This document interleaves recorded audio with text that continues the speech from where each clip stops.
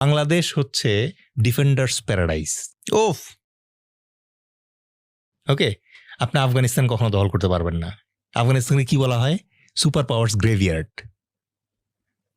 Okay, there are reasons historically এটা বলার। They are big military minds, তারা ভেবেচিন্তে বলছে। আলেকজান্ডার বাংলাদেশ অ্যাটাক করেন নাই। আলেকজান্ডার ইন্ডিয়াতে আসছিল, জানেন তো? আলেকজান্ডার ইন্ডিয়াতে আসছে এবং ঝিলম নদী, যেটার ইংলিশ নাম হচ্ছে হেদেসপাস, যুদ্ধের নাম হচ্ছে ঝিলমের যুদ্ধ অথবা হিদেসপাস, ব্যাটল অফ হিদেসপাস। ওই যুদ্ধে আলেকজান্ডারের অপোজিশন ছিল হচ্ছে রাজা পুরু।